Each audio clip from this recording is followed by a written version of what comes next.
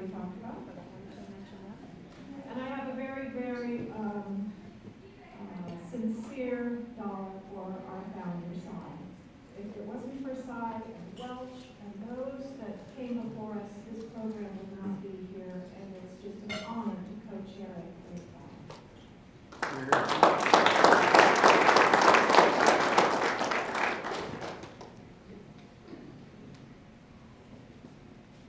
I have $2. One is a sad dollar from Ohio State.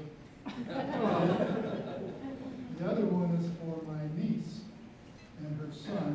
Son was born Sunday, 9 pounds, 12.3 ounces, 20 inches long. He's already got a contract with the Browns.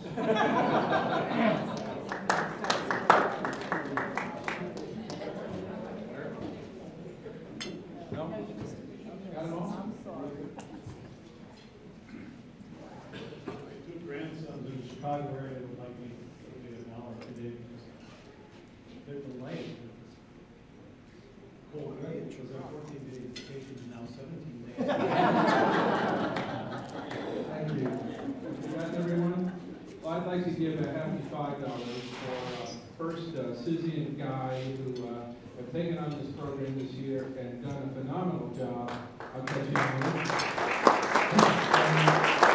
And all of the host families that are not members of the Rotary Club of Sarasota Bay that have taken on the responsibility and helped us with this project, we really sincerely thank you so much for being part of this, sharing the Rotary around the world, and we hope that you'll continue to support us in future years, because it's so great that our region here comes together and makes this program so special. So thank you to all of those also.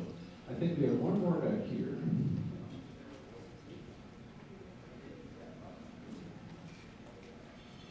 I didn't know for that custom, but I really like it. So I will give that happy dollar because in my country the parents can speak for free and it will change.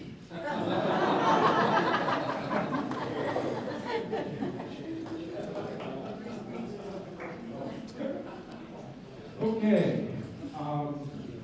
This is a tradition that we've done each week, and some people, I can remember, tell jokes, and some people make announcements, and it's just a way of spreading some goodwill amongst our club at a regular meeting. So we make a little money at it. We use those funds to help with our various projects throughout the year. So just another little tidbit for the visiting district governors as to the possibility of something you can do. Susie mentioned, asked me to talk about a couple little things for a few minutes.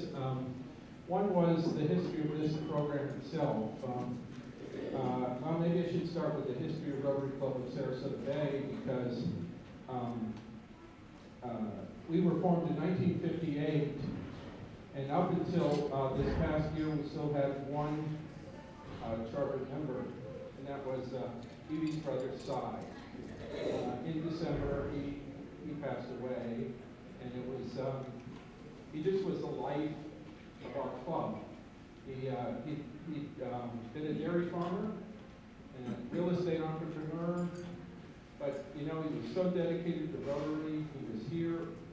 His attendance was phenomenal. He was just the life, one of those people that are the life of the club, and we sincerely miss him. Part of this program for many, many years was a barbecue out in the middle of the woods, in which he'd create what's called swamp cabbage. And swamp cabbage is the core of a palm tree boiled down into, it actually is a delicacy, and that was one of his favorite dishes that he would prepare for everybody. But he loved to get up and tell jokes. Some were on the edge, but because we had such great respect for him and his thoughtfulness and such, we sometimes just set that aside. Unfortunately, he also lost Merle, her husband, a month ago? 2 months ago now. And that's sad in that family to lose both her brother and her husband within a couple month period of time. And so we're so pleased to have you with us. She's so much a part of our family for many years. Even her first husband was part of our family, and I had the privilege of knowing George also. So she's been really great. And then for those of you that aren't aware, Jacques, who's floating around here someplace, I think taking pictures, is Sai's son-in-law.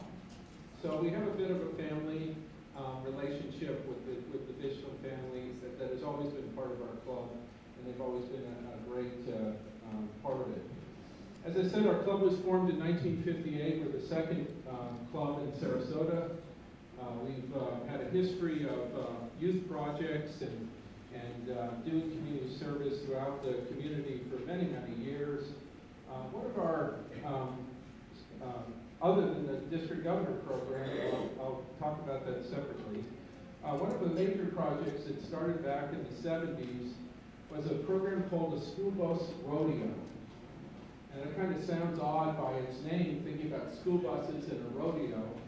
But there's actually it's actually a 12-station traffic safety program for school bus drivers.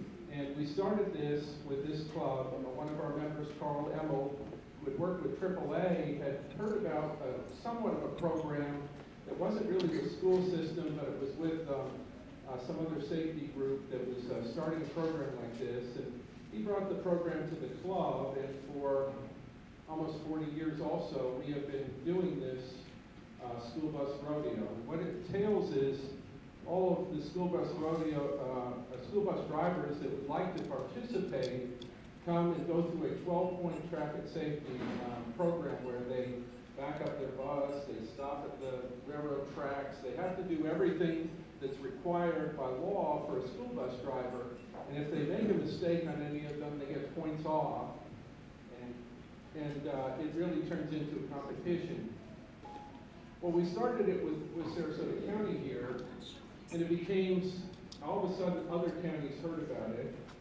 And 2 years later, we did the Suncoast Rodeo. We had 10 counties in this competition.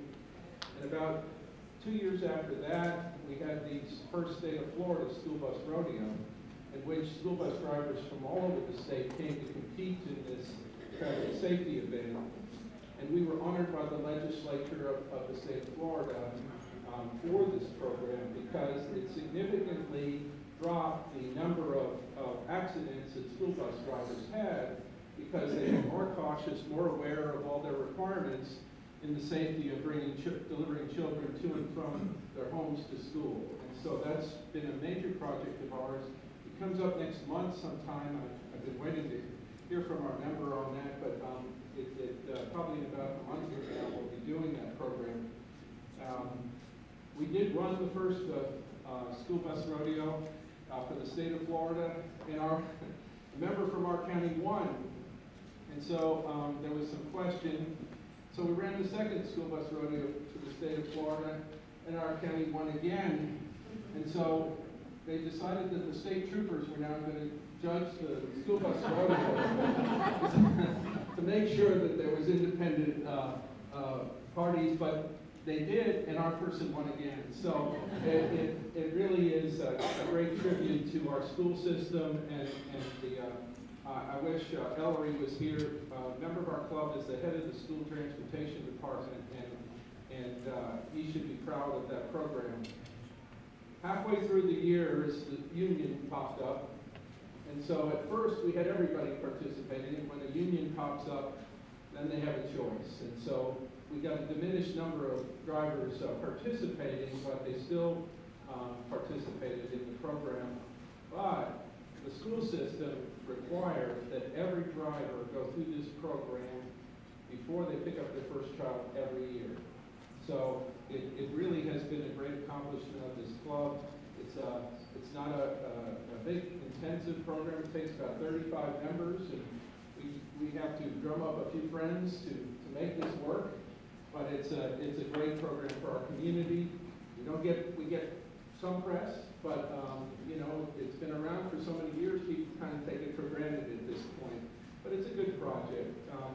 We were the first people across the way here. There's a Gee Whiz Museum, which is just moved out of the facility, but it was originally our public library. We were the first civic group to give the lead contribution to originally build that building here in Sarasota. Back when you used to have territories, and I don't know how long some of you have been Rotarians, but back when I joined in the 70s, I worked downtown in Sarasota, which would make me have to be a member of the Sarasota Club. And but I was visiting the Sarasota Bay Club, which met south of Bahia Vista Road, right near Michael's, right about half a block away from Michael's is where our club started. And they had to ask permission of the Sarasota Club for me to be able to join that club. And that was a territory system. That's just a piece of Rotary history. And now, of course, all territories are open, and people certainly have respect amongst the clubs. But our territory ran from about where Michael's on East, where you had a party last night, all the way down to Philippi Creek, and all the way out to Siesta Key and the end of Longboat. And so that was our original territory. And so that's interesting. I was the 27th president in the 25th year of this club in 1983-84. That's an odd situation because we had one year in which one of our presidents died in office and the other one had a stroke in office. And one of our members, I wish John was here, John Berteau, ended up serving 4 months and getting his past president's pin. And I've been after him to get back in line and really get a full year done as being president of this club. But I had the great honor of doing a lot of research about the history of our club back then. And there was an article about, one of our members was Roy Goodwin, who had a company called Economy Tackle. And that was 5 miles south of town. I mean, today, you don't understand the perception, but that's in town, you know, and we really changed and grown since 1958 as a club. We had a high of about 140 members in our club. In 2006, we spent the first 19 years at the club at a restaurant called Martine's. It is no longer in existence, but it was just beyond the parking lot where Michael's is last night. There's a group of buildings on the same side of the US 41 as Michael's, and that's where Martine's restaurant was. And we had about 95 members in the club at that time. We had these long, thin tables, and in order to get all 95 plus visitors, we used to get about 50, 60 visitors in the winter season into there. You had to kind of jam in there, and then the seat backs were right next to each other. And so once you got into your seat, you really couldn't get out of your seat until the meeting was over. And so that's where the friendliest club in the world came from, because we were so tight and jammed into that. In fact, we had an auxiliary room, which we had a PA so that they could hear the program but couldn't see the program because we were overflowing in that. We eventually, after 19 years, went out to the Sahib Shriners location out east here in Sarasota. And we spent a good number of years at that location. But we started to grow in different ways, and it was very much out of the original territory that our club was started in. So our club decided in 2006, some wanted to stay out east, and some wanted to come into town because we were the Rotary Club of Sarasota Bay. And so half of our club moved here to the Van Wezel, and half of our club formed the Rotary Club of Sarasota Gateway. And it was a healthy experience, but as many of your district governors know, and future district governors, membership is always a key issue, and it is the priority issue, I think, of all Rotary at the moment. Over the years, we've done many, many service projects. We've built playgrounds, we've built tennis courts, we've done safety programs other than the school bus rodeo. We built a whole park to help handicapped individuals at a Goodwill facility out east here, and we've been a club of great service. However, as many of you know, a club of service also has different personalities in it. And in those personalities, you go off on trends. And so we had as a member for many years a gentleman named Lou Means, who had been on President Kennedy's physical fitness program, the council that designed that physical fitness program. And so he wanted to do all kinds of projects related to youth activities. We actually had every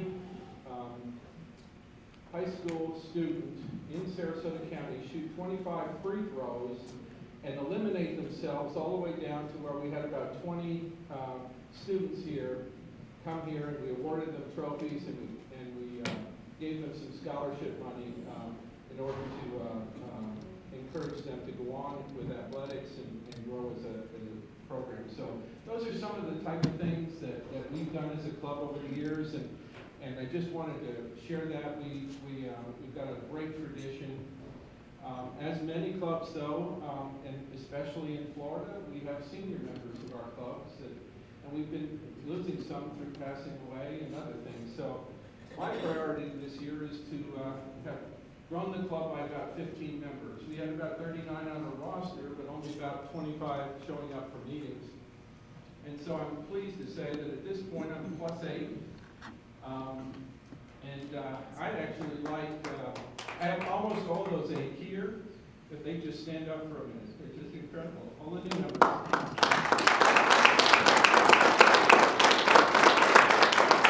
Thank you. It's been a real breath of fresh air to get new blood into a club, and I know that that's what you're going to be looking for as you do your own travels in your own districts, is how to encourage new people, young people, to get engaged in Rotary and make it part of their life.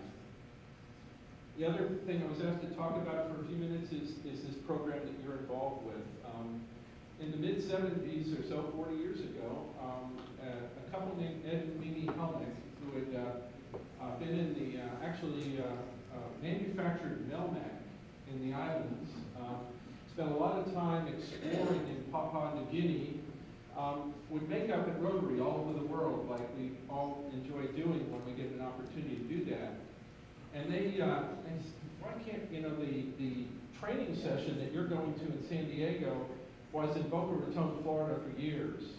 And they said, well, why can't we put together a program where, kind of a homestay program where they stop, they get a taste of Florida, and then they go on to their intensive training session, and then they get home and they remember Florida as a great place to come and visit and share Rotary and share fellowship.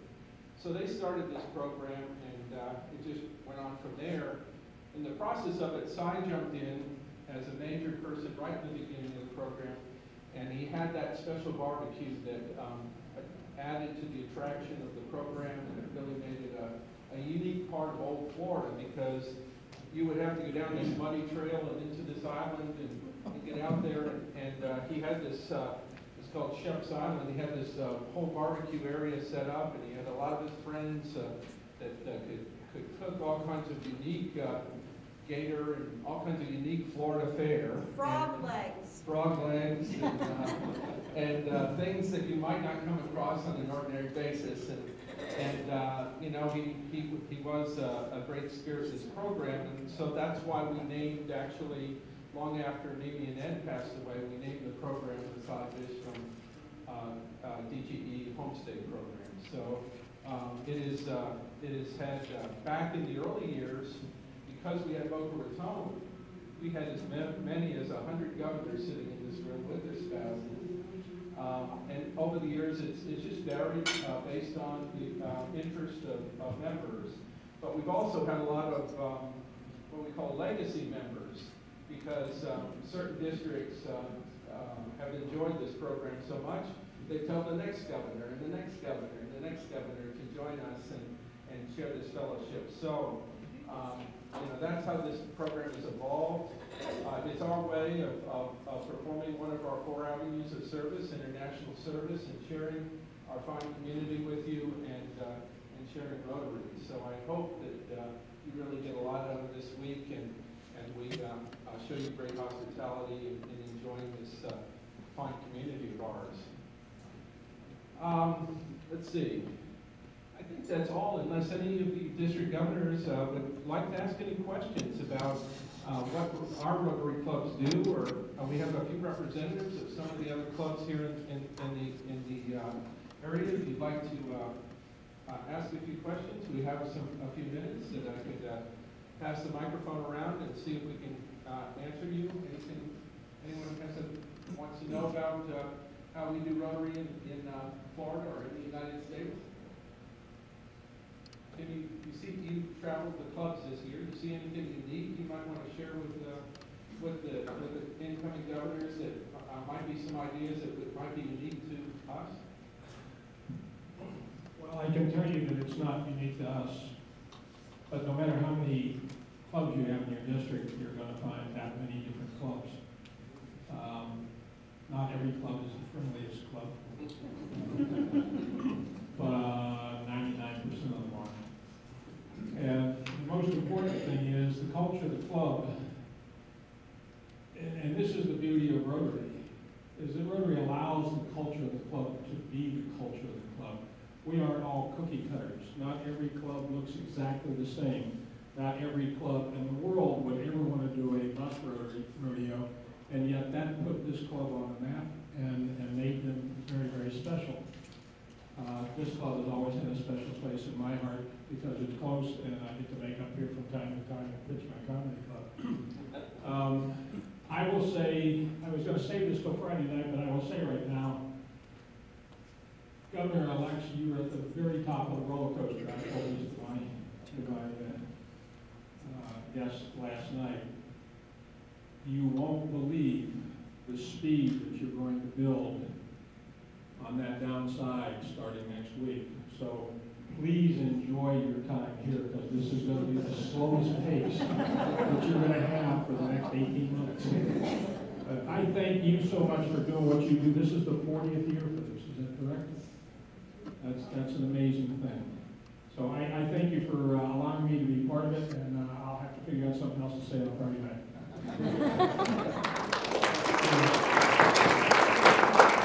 Any other comments? Yes, Welch. Well, I have to tell y'all this. You think I'm bragging, but I'm just telling you the truth. But for Virginia and Welch Weitzel, this program would not exist. Ed Hellman abandoned it when the train was moved to Nashville, Tennessee. I just finished my year as district governor in 83, 84, and said, we'll take it over. And he said, well, it won't be successful because they won't come. Well, instead of having 66 couples, we only had 33. So we're down to 15. But we did it. The next year he said, well, you did a good job. Well, just continue. I gave it back to him and I said, I'm not retired. You can have it back. He took it back. I will tell you that Welch is one of the senior in length of service in our club, and he was the first district governor to be from our club. We've had a number of district governors who have been members of our club, but Welch was the first that started in our club. And he and Cy were both dairy farmers originally, and I've done a program this year I might share with you. On the fourth Tuesday of each month, I actually interview one of our members and talk about his life journey, what Rotary means to them, and do they have a message for others about how important Rotary has been in their life. And Welch recently in December told his story and reminded me of a lot of things. He and Cy were best friends for many years. He turned dairy farmer to attorney, and some people question that, but that's okay. He was a great attorney in our community, and you know, that's what service above self is all about, and people just rising to the occasion and getting engaged and making Rotary work in their lives, and makes it so important. I have a gift that I normally give to my speakers each week that I've adopted this year. One of my new members here is Gene Jones, and Gene is a head of a veteran group here in Florida called Florida Veterans for Common Sense. And it works and tries to help veterans that are in have not gotten the proper respect and need, and have needs, and in that gap period before they can get some help from the VA hospital and other areas. And they also are proactive in doing some work with the legislative. And next week, we actually have an exceptional speaker, Judge Lee Hayward. And Judge Lee Hayward was the first honoree by their organization of the Thomas Paine Award for the fact that he went in the court systems, and if he reviews hope I can get this correct, if he finds in the prospect of looking through a case that's coming before him and finds that that person is a veteran, before he wants to put more research into this to see if maybe this crime came from post-traumatic stress syndrome and nobody's ever given him a handout or a help. And so they'll set him aside because putting him in incarceration isn't going to help that disease, and veterans need the type of respect that should have been afforded to them. And we went through a number of wars that were not respected as well as some of the original world wars, and not that we want to be in world war at all, but it's an important step. And this program that he's put into place has gone, I think, statewide. Has it gone nationally? It's around the nation, but it's only hit or miss in various places. Right. We have about 6 judicial circuits in the state that have some program. Right. That's great. But that's going to be our speaker next week, and so we always look for great speakers like that. And by the way, club members, we're upstairs next week. There's a town hall series that uses this room, so I'm giving you fair warning. There's an education room upstairs that will be in for that program. Anyway, in this process, a few years back when I was president of Florida CPAs, the president of the American Institute of CPAs was a former Marine. He was a controller general of the state of Rhode Island. And he came up to me one day and he reached out his hand and he put a coin in my hand. And any of you that have been in the military and have heard about the tokens that military have given one another, you know, he reached over his hand, and when he left me a token in my hand. And I always thought about that because he said, there's a story behind this, and it has to do with in World War I, there was a group of aviators, and one of the aviators, they became such a tight-knit group, one of the aviators of some affluence went out and minted a coin for their group. They said, always carry this with you because it will tell anybody, it'll be like a passport to tell anybody you're part of this unit. And some of them drilled holes in them, put them on a piece of leather around their neck, and they went off and did their flights and missions. Well, it turned out that one of these individuals got shot down, but he did not die. He recovered, and he scattered around, got himself into some peasant clothes behind enemy lines, and it was actually found by friendly side of the war, but they thought he was on the wrong side, and they put him immediately up in a firing squad. And they took everything from him, but they did not take the coin from around his neck. And as they're aiming to execute this individual, one of the soldiers said, stop. I recognize that coin. And it was, and from that, they brought it over. He told them about the coin. They got it back to his unit. And so the coin has always been a passage, a safe passage home to individuals. So, sorry, I get a little emotional about this because it's a phenomenal story. And to me, Rotary is that way. Rotary is always, no matter what country I visited, Marie's visited me. We were in South Africa. We went to the Newlands South Africa Club. We were welcomed. We went to Scotland and Dunfermline, welcomed in that club. Dunfermline is the sister city of Sarasota. You always feel welcome in the club. And so I took these Paul Harris medals, which you can get through Southampton. And, they have Paul Harris medal on the front. They have the 4-way test on the back. And I wrote this story about the token, and I give it to my speakers and people that have done service. And basically my message is that you always know through this coin, if you carry it, where you can find home. And you're always welcome at Rotary, and hopefully that you'll always find a good Rotarian to give you a hand up in the process of life. And so I have for each of the district governors this little story and one of these coins that I'd like to give each one of you, welcoming you here and hoping that you'll always find your way back home here. So, thank you.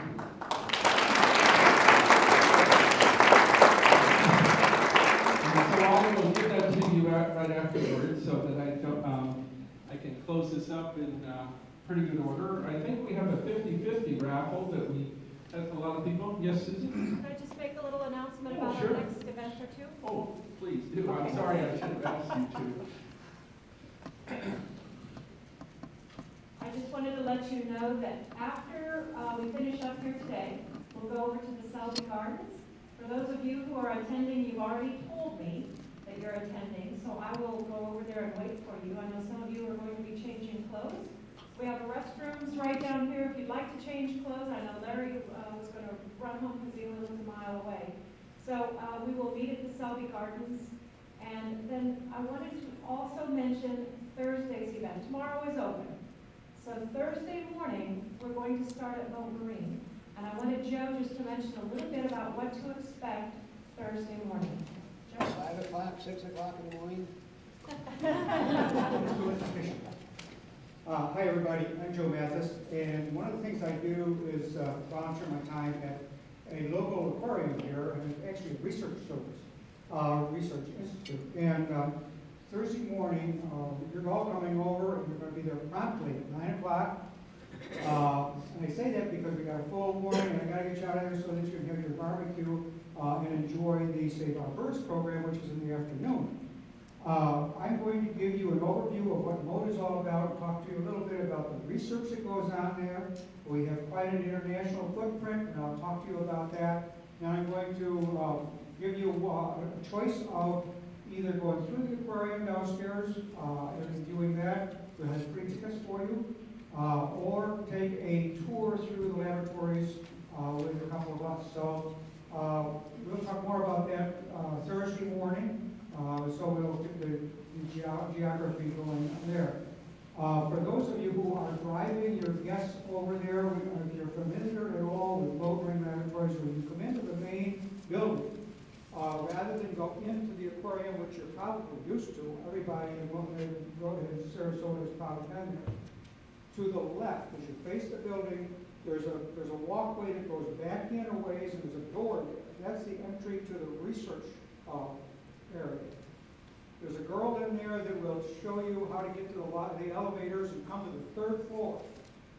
And when you get off the elevators, right across the elevator from you is a large conference room, and that's where we're going to have our lecture. So if you have any questions, does that make sense to you? Yep. Okay, very good.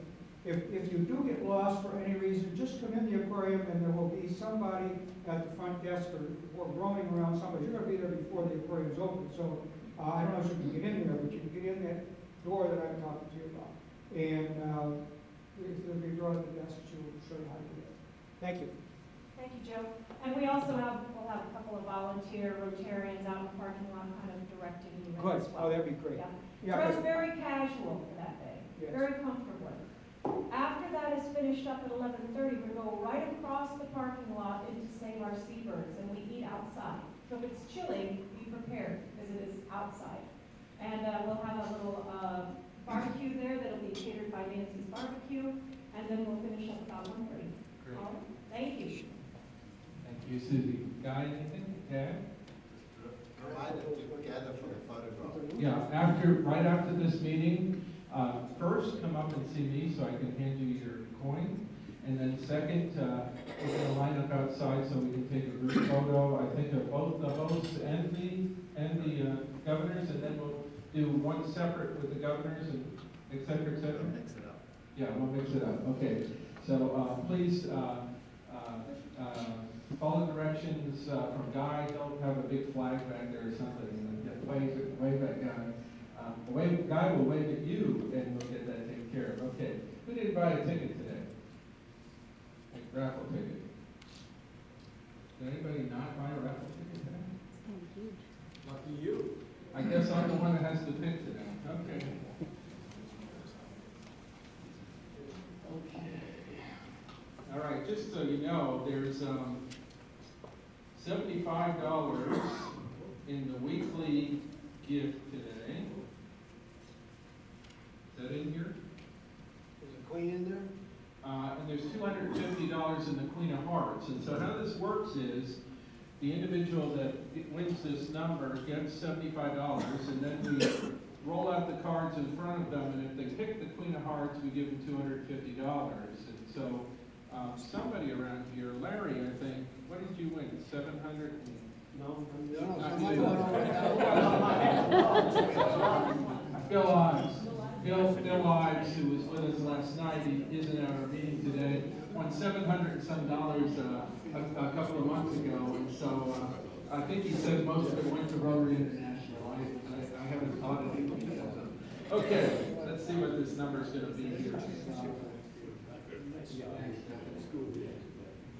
Okay, so the last three digits are 726. Wait. 370726. He went home. Back there. One of our host families.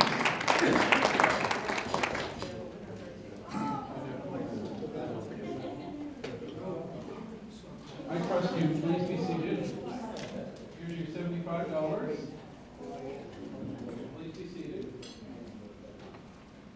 Move your napkin out of the way.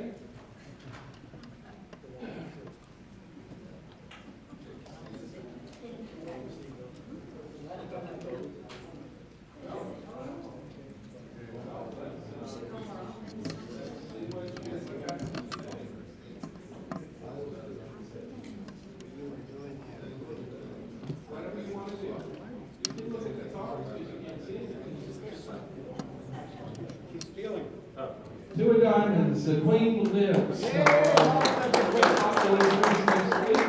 And we tear up the card, and then we put the rest in the box, and I'll take care of that in a few minutes. And so, I come back up here and proclaim that this meeting is adjourned. Let the four-way test be your guide.